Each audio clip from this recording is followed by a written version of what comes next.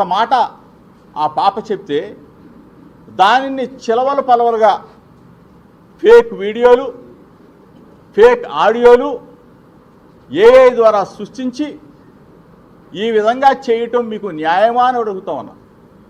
మానసిక క్షోభకు గురి చేసి వ్యాపారం చేసి ఆ వ్యాపారంతో అన్నం తినటం మీకు ధర్మమా అని అడుగుతా ఉన్నా. దయచేసి అసలైన వాళ్ళని అడుగుతా ఉన్నా. ఐటీడీపీ ఇన్ఫర్మేషన్ టీడీపీ ఏమయ్యా ఇన్ఫర్మేషన్? ఐటీడీపీ అంటే తెలుగుదేశం పార్టీకి సంబంధించిన వెబ్సైట్. దానికి సంబంధించిన జాతీయ అధ్యక్షుడు చంద్రబాబు నాయుడు గారిని అడుగుతా ఉన్నా. దానికి సంబంధించిన వర్కింగ్ ప్రెసిడెంట్ నారా లోకేష్ని అడుగుతా ఉన్నా.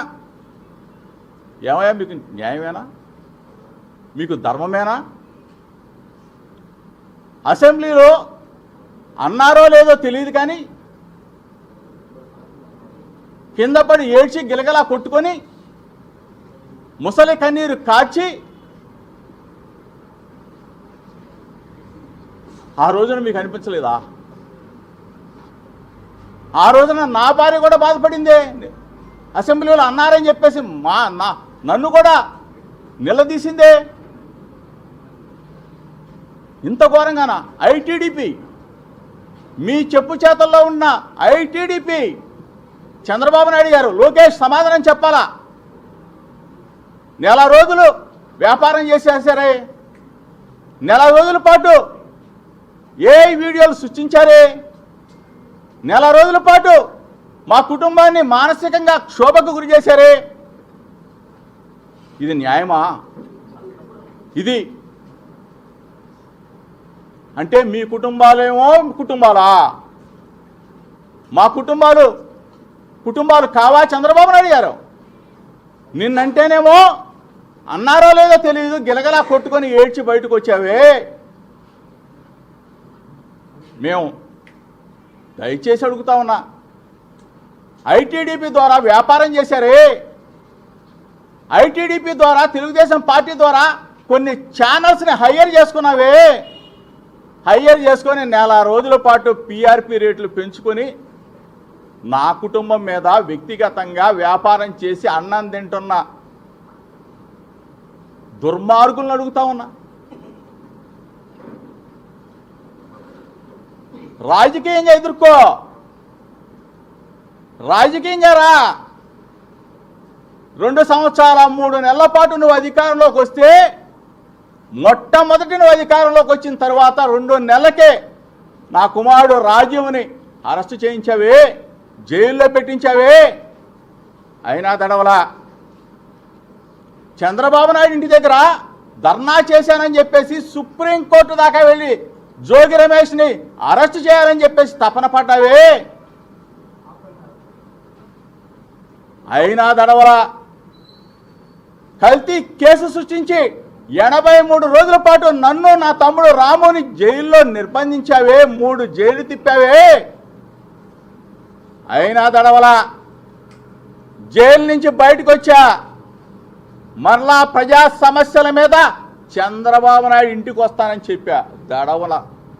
కానీ జోగి రమేష్ గొంతు నొక్కాలా. జోగి రమేష్ గొంతు నొక్కినా, పేక పిసికినా ఈ గొంతు ఆగదని చెప్పేసి చంద్రబాబు నాయుడికి, లోకేష్కి ఇద్దరికి చెప్తా ఉన్నా.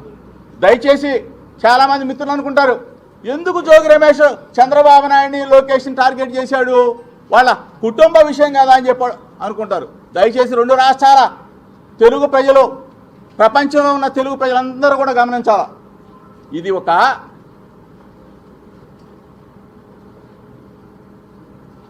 కథ, స్క్రీన్ ప్లే, డైరెక్షన్, యాక్షన్ అందరూ కూడా ఎవరనేది ఈ ప్రపంచానికి తెలుసు. ఎఫ్ఐఆర్లో పొందుపరిచిన అంశాలన్నీ కూడా ఒక్కసారి మీరు దయచేసి మీడియా మిత్రులు, రాష్ట్ర ప్రజలకి తెలియజెప్పండి. తెలుసు దాంట్లో ఉన్న విషయాల్ని. ఎక్కడికి వెళ్ళారు మీరు? ఏ విధంగా జరిగింది? ఈ కుట్రకోణం ఎక్కడి నుంచి వచ్చింది? జోగి రమేష్ని మానసికంగా గురి చేయాలా, ఇతను గొంతు నొక్కేయాలా, జైల్లో పెట్టినా సరే 83 రోజులు జైల్లో పెట్టినా సరే, ఆ జైల్లో పెట్టిన తర్వాత ఇంటి మీద దాడి చేసినా, యాసిడ్ దాడి చేసినా, బాంబులు వేసినా సరే ఇతని నోరు అదుపులో ఉండట్లేదు, ప్రజా సమస్యల మీద పోరాటం చేస్తూ ఉన్నాడు, ప్రశ్నిస్తున్నాడని చెప్పేసి ఈ విధంగా కుటుంబ పరంగా ఎవరిళ్లలో లేవయ్యా చంద్రబాబు నాయుడు? పెద్ద వాళ్ళు, ఎన్టీ రామారావు గారి కుటుంబం, అక్కినేని నాగేశ్వరరావు గారి కుటుంబం, చిరంజీవి గారి కుటుంబం, అంటే జోగి రమేష్ ఒక్కడే బలహీన వర్గాల్లో బలమైన వాడు. వీడు గొంతు నొక్కితే బీసీలందరూ అణగదొక్కబడతారని చెప్పేసి ఒక కుట్ర కోణంలో ఈ రోజుకి చెప్తా ఉన్నా. మేఘన నా కూతురుతో సమానం. రాజు మేఘన ఒకటవ్వాలనే ఈనాటికి కోరుకుంటాం. అది ప్రయత్నించాల్సింది పోయి క్యాంప్ ఆఫీస్కి ఫోన్లు చేసి పిలిపిస్తారా? రాష్ట్రంలో సమస్యలు లేవా? రాష్ట్రంలో ఇంకా సమస్యలు లేవా చంద్రబాబు నాయుడు గారు? రాష్ట్రంలో సమస్యలు లేవా నారా లోకేష్? ఇది మరీ ముఖ్యంగా చెప్తా ఉన్నాం. స్థానిక శాసనసభ్యుడు కృష్ణప్రసాద్,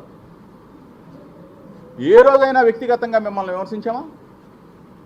రాజకీయంగా పోరాడడం తప్ప వ్యక్తిగతంగా కృష్ణప్రసాద్ని అడుగుతా ఉన్నా. నీ గురించి నీ పార్టీ వాళ్ళు కొన్ని వ్యక్తిగత విషయాలు ఇస్తానని చెప్తే ఒకటే చెప్పా, దమ్ముగా రాజకీయాలు చేస్తా జోగి రమేష్, దమ్ముగా ఉంటాడు, అంతేగాని వ్యక్తిగత విషయాల జోలికి వెళ్ళనని చెప్పా. మీ పార్టీ వాళ్ళు చాలామంది వీడియోలు పంపిస్తామన్నారు, ఫోటోలు పంపిస్తామన్నారు. ఓ నో, నా కుటుంబంలో ఒక సమస్య వస్తే వాళ్ళని మీరు ఒక్క వీడియో ప్లే చేస్తా దయచేసి. అంటే నేను చాలా వీడియోలు ఉన్నాయి, కానీ నేనేమి కొన్ని పరిధులు ఉన్నాయి కాబట్టి, నాకు కూడా మనస్సాక్షి ఉంది కాబట్టి 4 కాలాల పాటు ఆంధ్రప్రదేశ్ రాష్ట్రంలో రాజకీయాల్లో ఉండి ప్రజాసేవ చేయాలి కాబట్టి నా పార్టీకి సంబంధించిన మా నాయకుడి మీద బురదీశారు. మా లీడర్ జగన్మోహన్ రెడ్డి గారిని కూడా ట్రోల్ చేశారు. మా వైఎస్ఆర్ కాంగ్రెస్ పార్టీ కుటుంబ సభ్యులు జోగి రమేష్ తప్పు చేశాడేమో, జోగి రమేష్ కుటుంబం తప్పు చేసిందేమో అని చెప్పేసి మదన పడ్డారు. ఒకటే చెప్తా ఉన్నాం, జోగి రమేష్ ఎప్పటికీ తప్పు చేయడు, మీ విలువల్ని విశ్వాసాన్ని కాపాడుతాడు, ఎక్కడా కూడా పొరపాటు చేయడు. మనస్సాక్షి మీద ఒట్టి చెప్తా ఉన్నా, దేన్నైనా ఎదుర్కోవడానికి సిద్ధంగా ఉన్నాను. ఒకే ఒక్క వీడియో ప్లే చేస్తాను, చాలా వీడియోలు ఉన్నాయి. దయచేసి నేను కృష్ణప్రసాద్ కూడా ఏమంటలా. కృష్ణప్రసాద్ అంటాడు నేను రాజీ చేయడానికి చూశాను, లేకపోతే అది చేయడం. దయచేసి నీకు దండం పెట్టి చెప్తా ఉన్నా, ఇటువంటి తప్పుడు పనులు మానుకో, తప్పుడు చేష్టలు మానుకో. నువ్వు చేసిందేంటో, నీ దుర్మార్గం ఏంటో, నీ ఆఫీస్కి వచ్చిన తర్వాత నీ ఆఫీస్ నుంచి ఎక్కడికి వెళ్ళారో, ఎఫ్ఐఆర్ ఎట్లా కట్టారో, ఏ విధంగా నువ్వు దుర్మార్గానికి ఒడిగట్టావో ఒకే ఒక్క వీడియో సాక్షి.